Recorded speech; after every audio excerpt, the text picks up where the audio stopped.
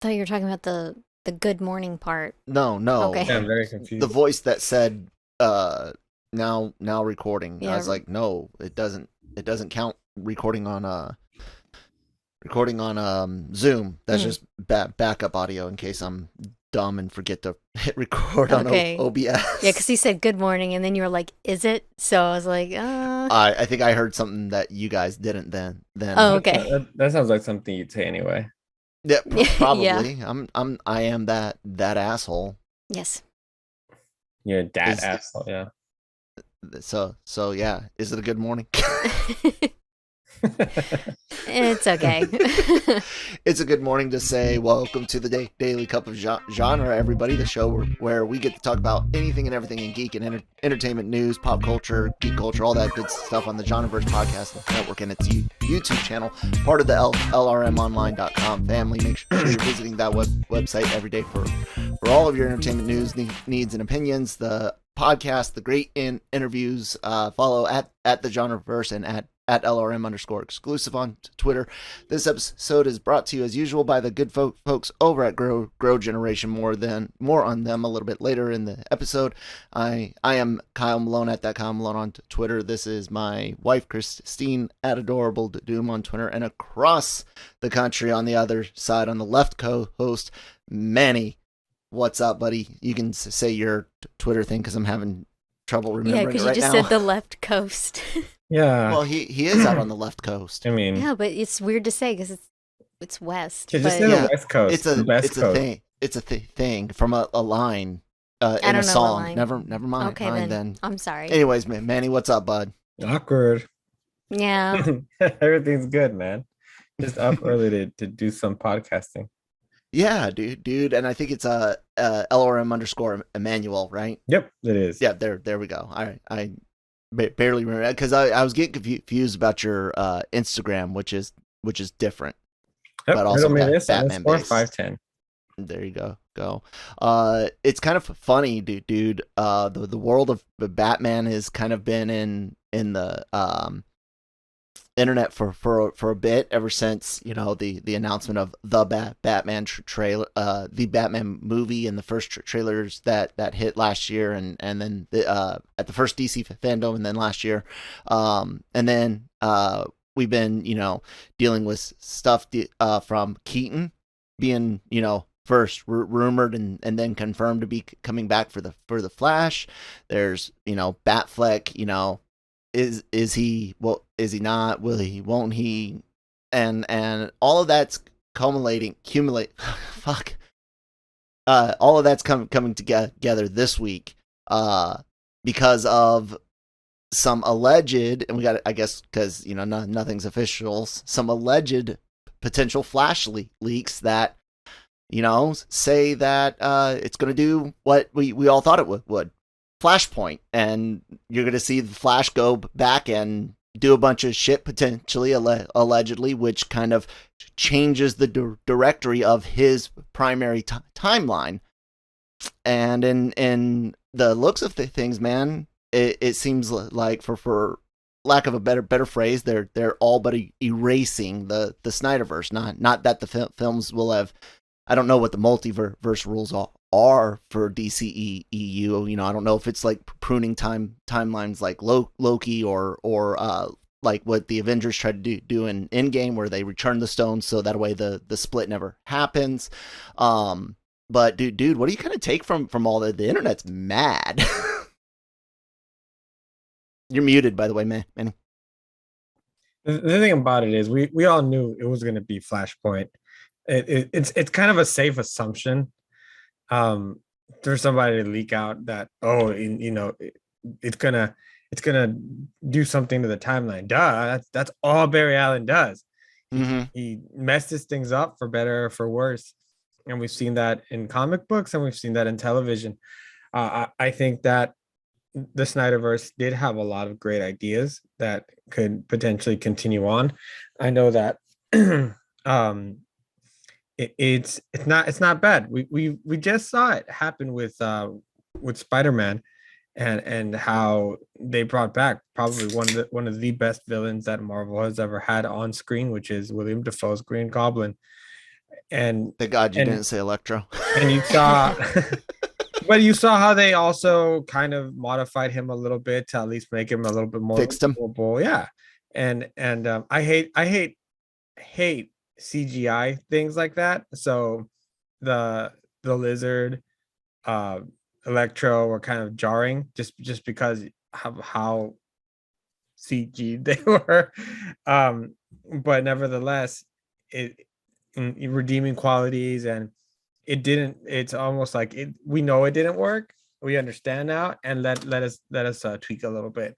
So DC now has the opportunity to do the same with their characters via Flashpoint, which has always been such a great thing to have for them, because you want to explain something. Yeah, Barry Allen went back and messed it up. That is the easiest cop out way to do it.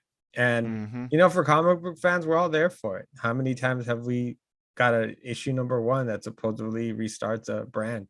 X-Men, for example, lately. Mm-hmm. um and and we're just like, yeah, sure, why not?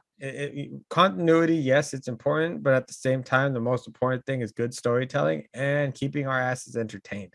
That's the primary goal. Who cares if Snyder's thing was 4 hours? So the fact is, it entertained quite a few people, not as many as people thought, because HBO Max did so much better with like Mortal Kombat Mm-hmm. and other things like that. But nevertheless, it's making money. People are talking about it. We know that the two biggest cash cows in the comic book world are Spider-Man and And Batman. Batman.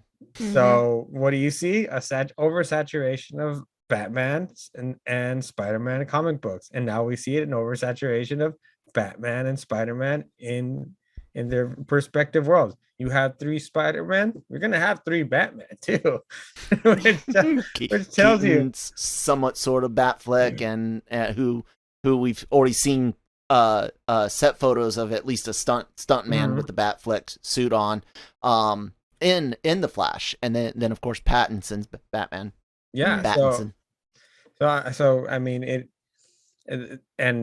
nobody. I have not seen anybody complain about it, because that's how beloved those characters are. So yeah, Flashpoint, it's gonna do something. That sounds like such a Grace Randolph thing to say.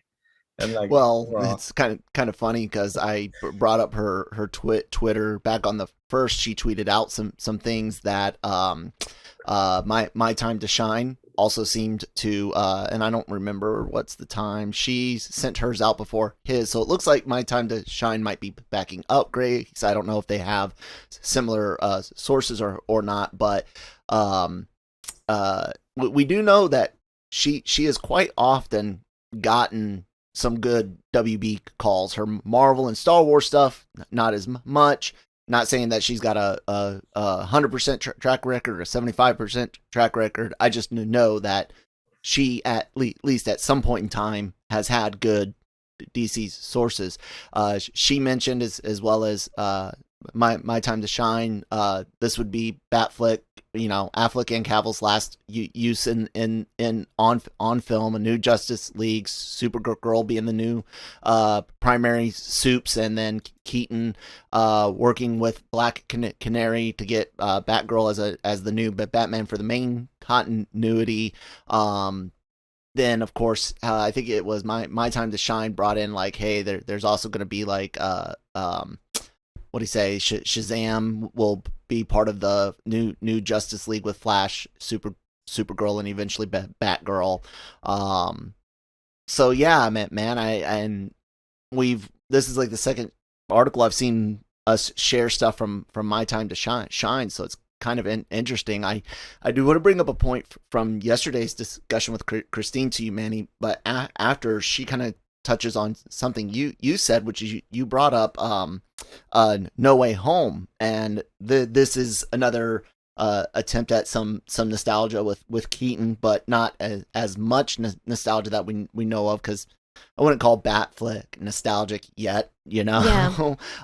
but there's still some other potentials there. You're not going to see obviously you're not going to see the old 70s Superman come back, rest Reeves, Soul and whatnot, but that nostalgia aspect. I mean, they're definitely reaching for that. People are going to compare it to No Way Home. What do you think? Is it kind of your take on Flash using that?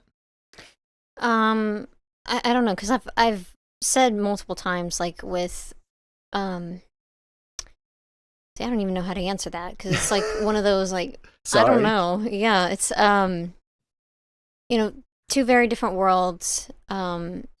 The DC and Marvel Cinematic Universe. It's like how they do things is very different. So for me, I don't follow much of what DC does. So it's because it's not where I'm at. It's not that it's bad. It's just it's not me. But I'm hoping that people don't compare too much, because they are different. But I know some people are always going to try to grasp it at something, and Yeah. I mean, if they really wanted to go kind of full, we love Keaton, right? That's your Batman, Manny, right? Batman. That's mine. our Batman as well. And I don't care for most Batman, but if I'm gonna watch one, I'd watch Returns and then the original and maybe Dark Knight. But if you really wanted to get super nostalgic, you would have to kind of bring in a character of you'd have to bring in more than just Keaton and Ben Affleck's versions. You actually would need to do like a No Way Home type the deal. You would have to get what's his name from the Dark Knight trilogy, Bale. You'd have to get Bale, and that's the only way you kind of get that generational thing that you had in No Way Home.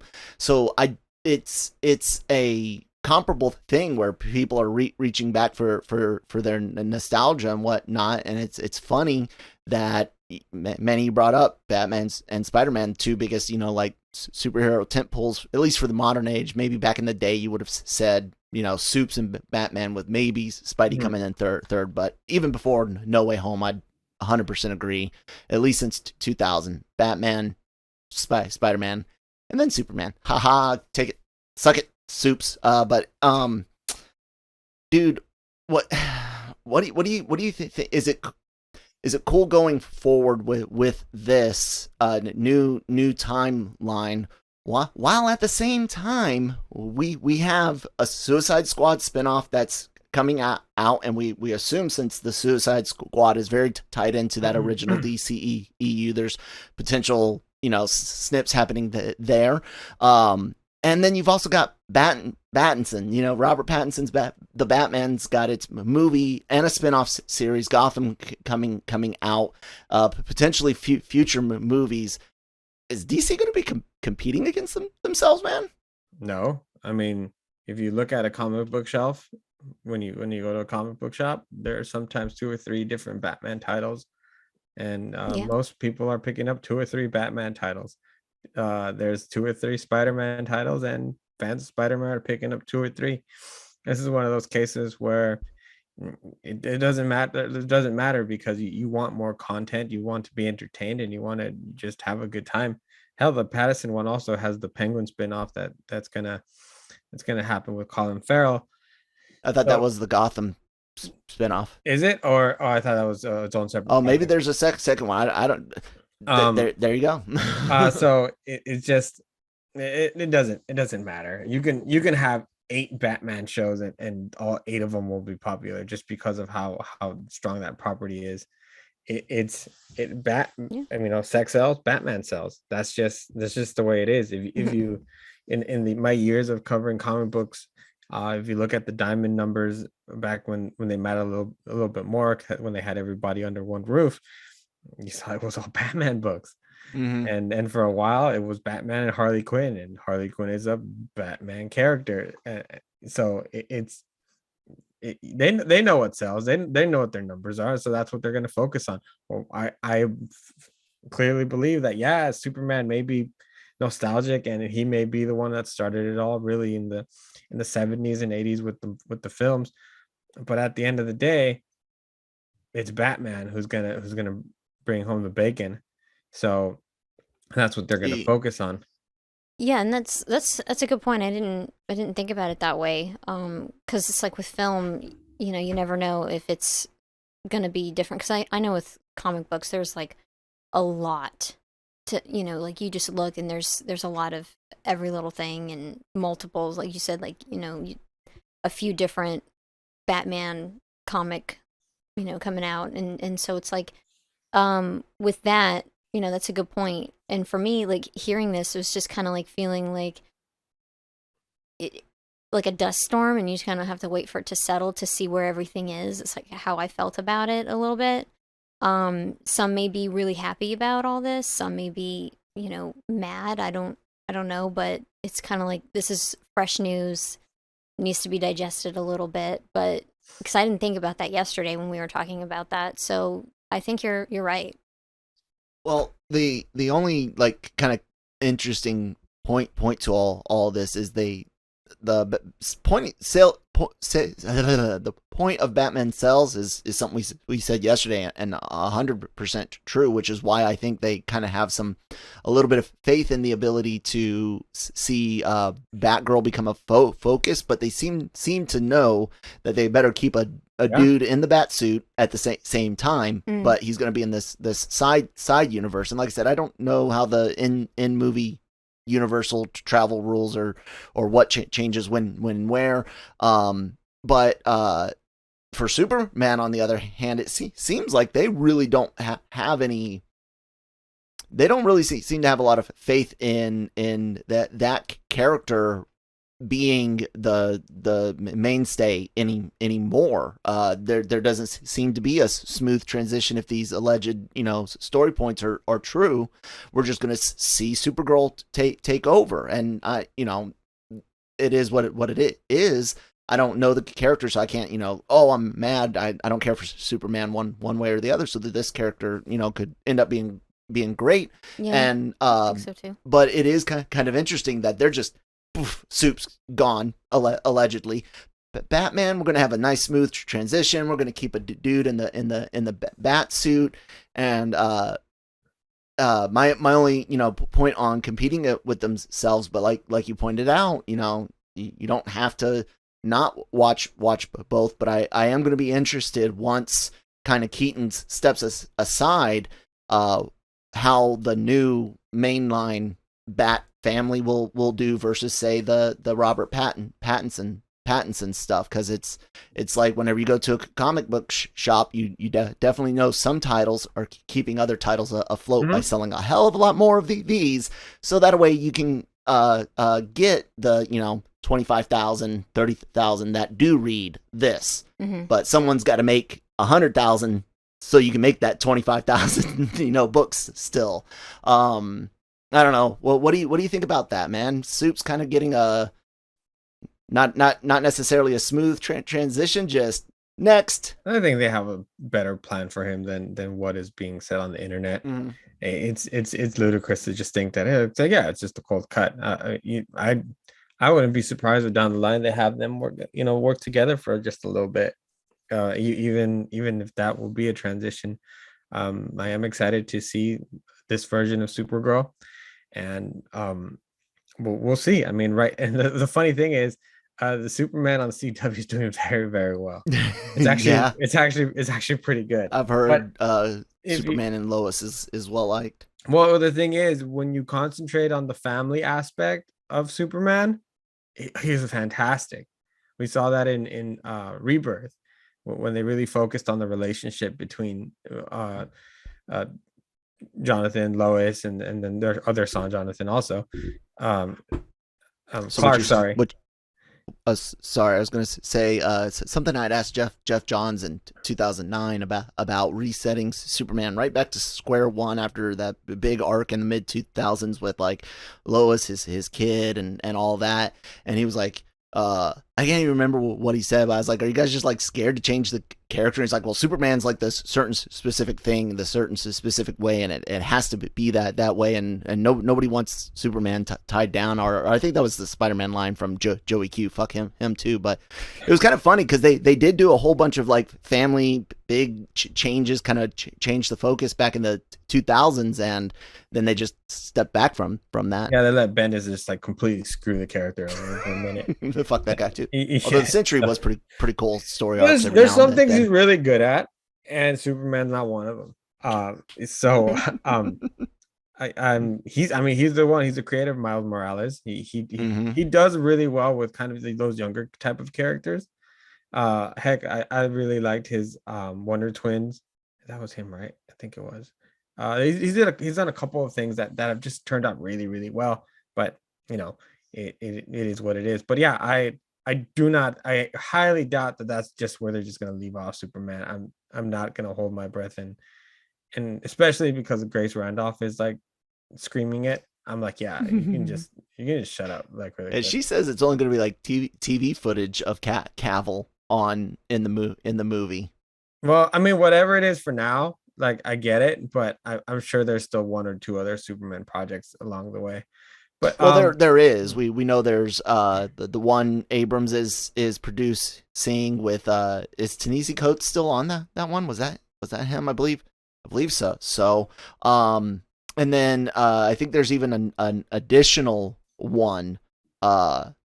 Maybe it's a streaming series or something. I can't remember, but there is some other soup stuff that's been both rumored and at least officially acknowledged. So there's a lot going on. Yeah, but the thing I appreciate though about Warner Brothers and DC is that they swing for the fences, and they are not afraid of failure. Do they want to fail? Absolutely not.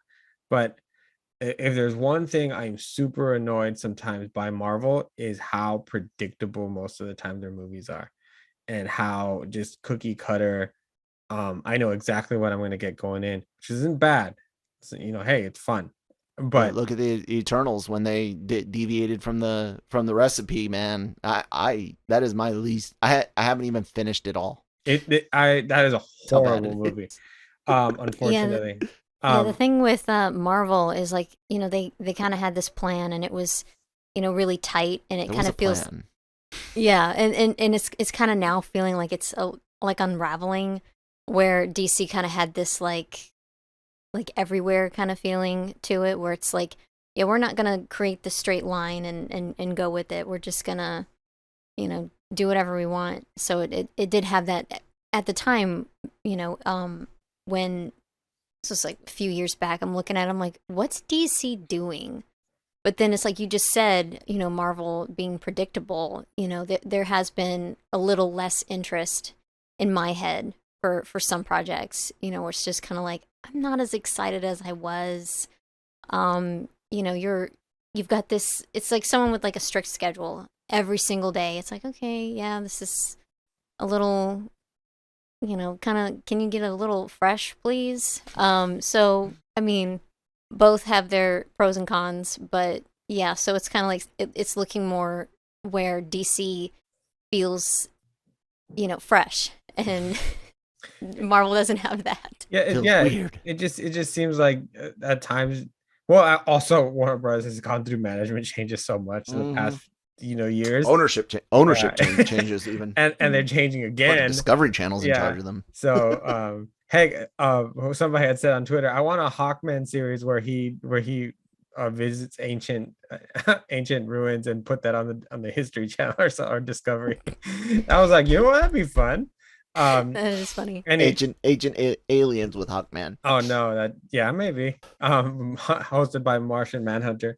Like a satire. Like take all the theories and be like, this is where the Lanterns did it. This is where Darkseid was doing shit. Yeah, I'd be down with like shorts, like little 5-minute shorts. I'd love something like that. It's just nice for them to not really care about it. Well, because like Hawkeye, for example, was fine at best for me, just because I don't get me wrong, Haley Stanfield was great. I thought she was amazing. I still love Yelena, Florence as Yelena, but like she almost seemed like just they toned her down so much, and it was like she's just gonna be that funny version of her that I kind of lost respect of her as a competitor, as a assassin, and and then the same thing what they did with the Kingpin. I understand what they were doing, but if you're gonna do a main villain, I understand you want to reveal, but you probably needed a little bit more context there, a little bit, just let it simmer a little bit more. Yeah, it was weak. as well. Yeah. So by the end of it, it was just kind of like it was kind of meh. One of the best ones they did was just Loki, I think, just because of the implications to the MCU. Mm-hmm. And just it kept you guessing, it kept you on your toes, and just Tom Hiddlesworth is just so great, obviously. Hiddleston, thank you. I mean, it is British, so worth stun. Same thing. So and they kind of, it seems like they took a little bit more risk with that, but overall, like you just kind of know what you're gonna get, and then sympathetic villains are just getting old. Like, yeah, Kyle has said that so many times. We do need that. We need an antagonist to not root for your, which I think was why it was so fresh to kind of see the Green Goblin kill somebody again. Mm-hmm. But then again, they fixed him. But that wasn't the villain, was his other persona, I guess. So you can say that it was fine. Yeah. Not that there's anything wrong with redemption, but when you do it every movie, like what do we have left? Or it's like a watered down villain. And Trump's not president anymore, so where's our villains at, guy? We need our Lex Luthors. We need, you need your Kingpins. You need those characters that really help your characters go through that hero's journey and be bigger than they ever thought they could be. So DC, they'll give you a whole villain movie, and it's like, this is the Joker. Mm-hmm. And he throughout the whole movie, does he redeem himself? Nope. He becomes, who he's gonna be. Yeah. Mm-hmm.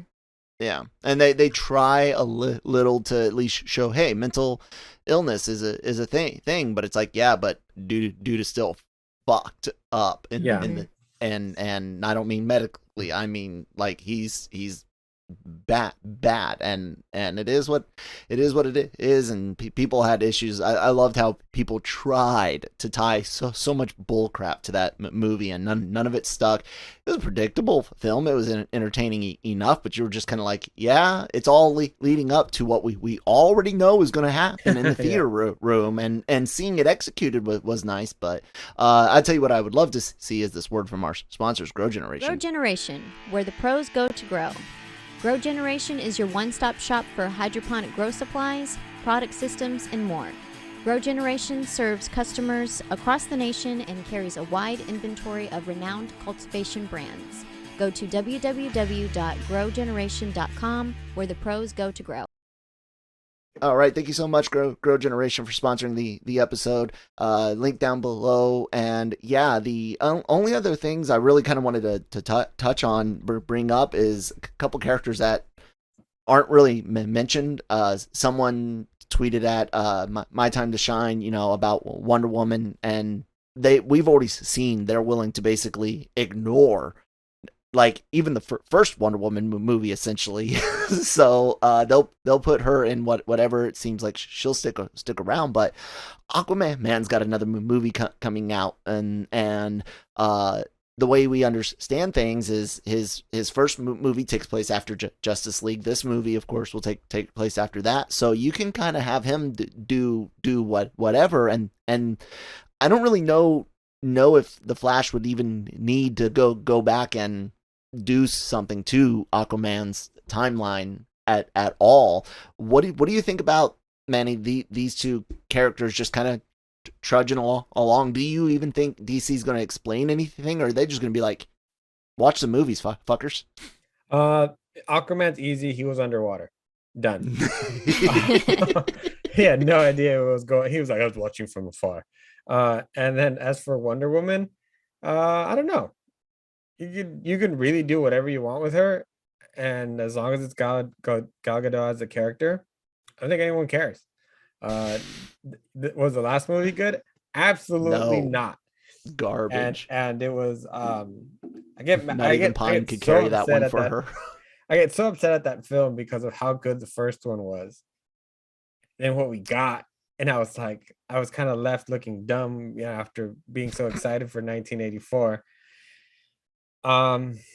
Yeah. So it does. I don't really think it matters, because she's so beloved as Wonder Woman now that it is what it is, and you just put her in as the role, and she's accepted, and you can use the timeline to take it back to where 1984 doesn't happen, and you just have kind of you retcon some of the older stuff, and it'd just be interesting how much of the Snyderverse you want to put in it, because maybe you still want to do a Deathstroke thing down the line with Magriano.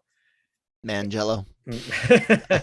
I can never pronounce his name, so I've just taken to calling him Mangello. You have issues. Hey, he's a Pens fan, so I'm cool with Joe Mangello. He's also one of the biggest D&D players out there. Really? For Dungeons and Dragons. Yeah, he's a big old nerd, dude. Well, I know he's into geeky stuff, but I didn't know he was like known in D&D. That's pretty cool. So it's fine, and it's Aquaman is kind of the interesting one, because we'll see how it does with the new film. Because sometimes James Wan, he likes to try things. Like Malignant, he was trying things. Yeah, and it was okay for what it was, but it just wasn't very good. And so, but that's okay, because I respect directors that know that they can make a good movie, but kind of swing for the fences. Again, that's kind of why I'm okay with DC, because they don't have the quote unquote playbook that that Marvel does. And they don't even have a playbook. They have a notepad, and sometimes they got these things. Yeah, and then they go, you know what I was thinking? I was thinking we should make a Shazam movie, and it's like, okay, and then it works, and then it did, and then some things don't work. So it's fine. Jared Leto's Joker. Yeah, that didn't work. No, it did not. So I just want to see the underwater world that they create, and see if that has kind of legs, like staying power. And if not, you don't have to make another Aquaman movie. You just keep him in the group if you Justice want. League show up in someone else's thing, I will say that I am upset that they canceled that movie that they were going to do. Oh, the trench one, because how they came out and said, Juan came out and said that was actually a Black Manta project, and I was like, oh. I didn't hear that part, but damn. Yeah, it was actually a Black Manta project that they were working on with, I guess that included the trench, but I think it's Yahya Mateen, Abdul Mateen the third. I think his name's too long. You know what I'm talking about, Candyman. He was great as Black Manta, and I wanted to see more of it, and this would have been a great opportunity. But they could bring him. They could honestly do whatever they want, as we can see now, and people are just gonna be like, "Oh yeah, cool, that's gonna be fun," and it is what it is. So I know we haven't seen it yet, Christine, but I have a pitch for Justice League. Well, whatever you want to end up calling the next film, right? No, hold on. Hear me out. Okay. Oh, hear me out. You liked Shazam, right? Yes. Okay. You like Dwayne "The Rock" Johnson, right? Yes. We haven't seen Black Adam, but we were interested in it just because of those two facts, right? Yes. Justice League versus Black Adam. Yeah. The new Justice League, you got a bunch of younger Batgirl donning the bat logo, Supergirl being there with the capes, and they all wear capes, idiots, no capes. I love Incredibles. It's a great movie. And also they did that thing in Snyderverse where he's trying to wear a cape. Yeah, that was awesome. And you've got the Flash and then young Billy Batson. What do you think about that? I'm cool with it. Okay. Manny, would you be down with something like that, or? Yeah, I'd find myself cheering for The Rock. Well, yeah, I would too. Beat the fuck out of those kids, dude. But no, is Black Adam potentially a big enough threat to take on I don't want to call them Young Justice League because of the Young Justice books, but a younger Justice League, a new formed Justice League. Oh yeah, absolutely. He's been around for decades, obviously, and he's just as powerful, if not more powerful than Shazam. He doesn't have the kid mentality, so you can have a. I don't care how powerful Shazam is. The thing is, the brains are bigger than the brawn when it comes to Black Adam. Not to mention how pissed off he's going to be. So, Yeah. I can. that would be a great movie. Oh, because dude, the Rock sells just as big as Batman, because if you look at Sony, their biggest movie before Spider-Man, No Way Home, previous Bond movie, I think. Jumanji. What was it? Yeah, for the December release, it was Jumanji, and why? Because it had The Rock and Kevin Hart. Maybe you give Kevin Hart a part in there too. I don't know who he play exactly, but maybe he plays Batmite, or he plays Mr. Mixpidlix, and him. Let's who would be the just like perfect. I'm trying to think of a Teen Titans Go or Teen Titans villain that would just be hilarious for Kevin Hart to play. And I like the goofy version of Dr. Light that they do in Teen Titans Go. Yeah. But I know they made Dr. Light a female in comics recently, so they'd probably do that. But I don't know. No. I'll tell you, someone that they need to put on somewhere to see live action I haven't seen yet, and that's Mad Mod. Just because. Fuck it, why not? Teen Titans cartoon characters, the only version I know. So if it's gonna be funny, just have Kevin Hart play Kite Man. Okay, Condiment Man. Yeah. What about Crazy Quilt? Oh yeah, for a deep cut there. Have him play Condiment King. Condiment King, not Condiment Man. Yeah, Condiment King is one of my favorite, just all random villains. I love the idea of somebody with ketchup and mustard as their weapons. Super villain of Pocket Sand. Oh God. super villain Pocket Sand. Oh, I accidentally hit the transition button as I was actually trying to get over to our Chrome side by side so I could go ahead and wrap up the show. Thank you, ladies and gentlemen, for joining us today. It's been a lot of fun. Manny, it's been great having you back on. You guys can catch Manny of course on the LRM Online YouTube channel, where he's got all of his interviews and the rest of the interview team. Zoom in person, red carpet. We've got it all between Manny Gig and Nancy. You can also find Manny doing the No Mercy podcast with us, where we're covering Cobra Kai, and that'll be out either today or tomorrow for you guys. Doing the first three episodes. Next week we'll review 3 more, and then we'll wrap up the week following. And then, make sure you guys are checking out the GenreVerse YouTube channel, brand new. All of our podcasts are now here exclusively. Still part of the LRM family, but hit the red subscribe button. Check out all the great shows like the Daily Cup of Genre you're watching right now, Marvel Multiverse Mayhem, Animeverse Reviews, Breaking Geek Radio, all sorts of really good things there. And the podcast network, of course, is available wherever you get your podcast from: Spotify, Google, Apple, all that good stuff. Audio format, nice and easy for you guys to consume. I already mentioned the social media, so yeah, that does it. Anyone else got anything they want to say? No, I'm good. Manny? Eat your veggies. Eat your veggies. Spay and neuter your pets. Wear a seatbelt and a helmet. Thank you, ladies and gentlemen. Take care. Bye.